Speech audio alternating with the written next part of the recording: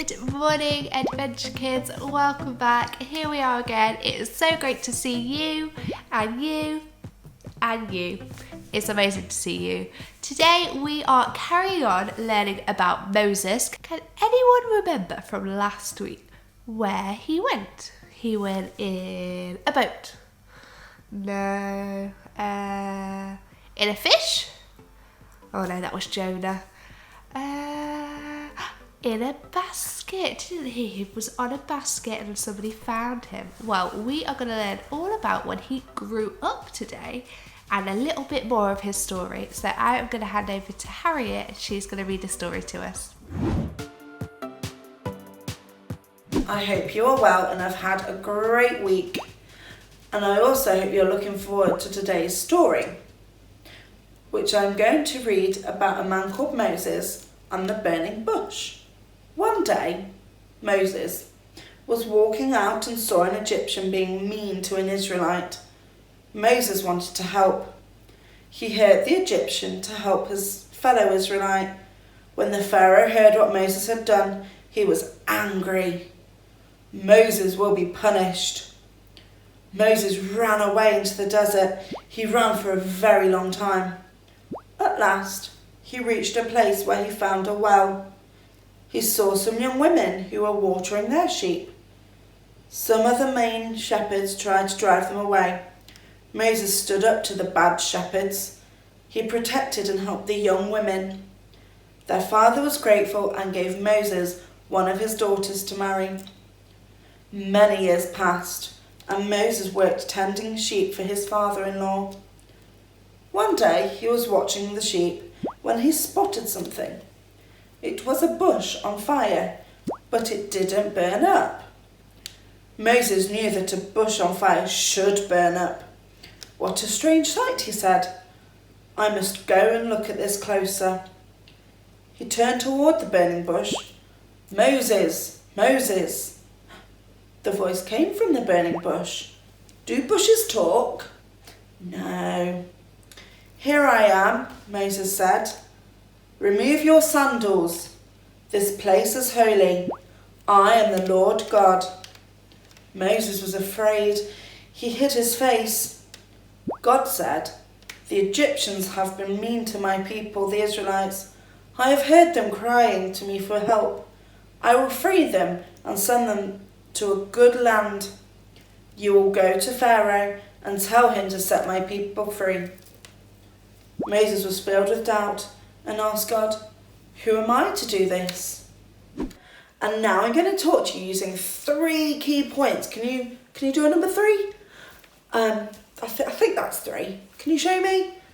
Yeah, I think I got it right, just. So the first point is that God can do miracles.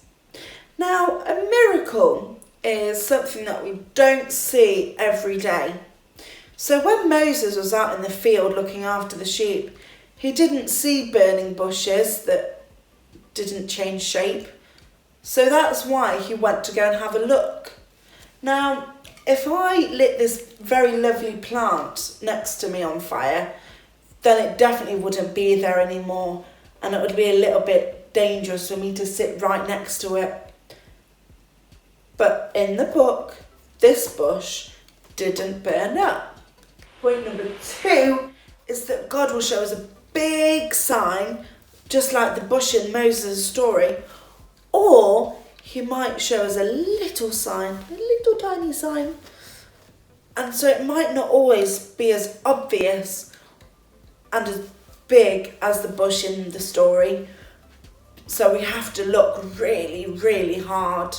And point number 3 is that God had a special mission for Moses, who had to trust that God would help him.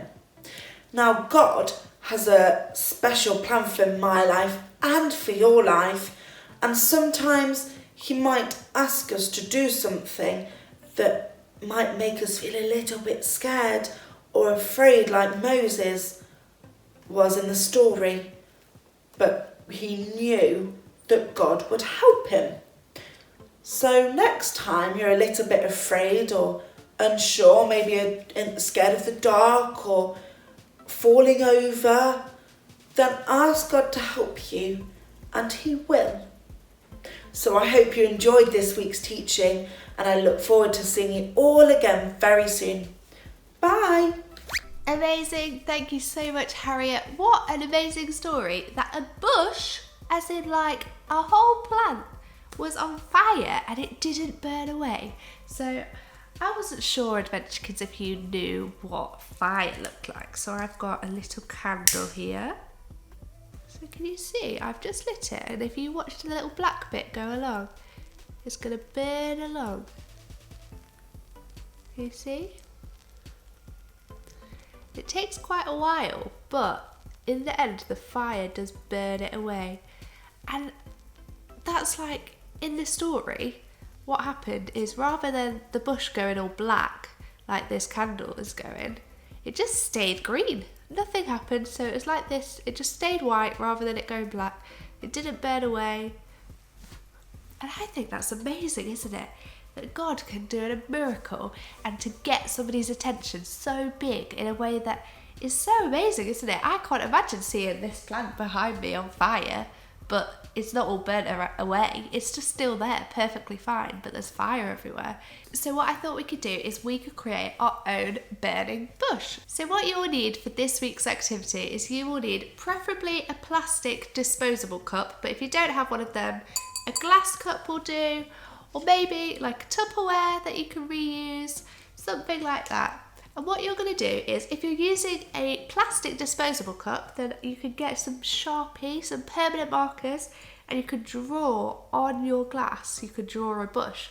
But if, like me, you don't want to ruin your glass, you can make a little burning bush yourself. So you are going to need for that some scissors and some green paper, and then you're just going to cut around and make a little bush. And then you can pop your bush into your glass. You might want to grab just a tiny little bit of tape, tape it onto your bush, and then you can just pop that either on the outside or on the inside. I think I'm going to do mine on the inside. It's a bit tricky, a bit fiddly. So there you go, get it in the right position and then just tape it down. So there you have your bush. So the next things you will need is some red, orange, yellow, anything that can be fiery colour tissue paper. And then you are just going to rip that into little pieces. So little strands like this. And this is going to create our fire. So I've got my red, some orange.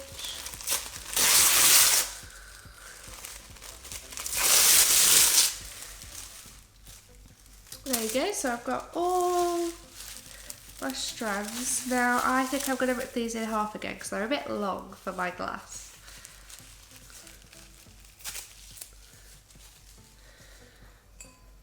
And then you're just going to create a fire in your glass by putting all your bits in here.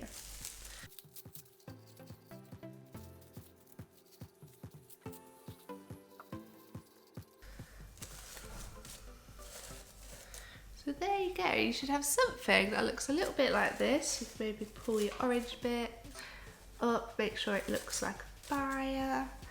So you should have something a little bit like this. And then the last thing you are going to need is either a battery powered tea light, so that can turn on like that. I don't know if you can see, it's not very bright.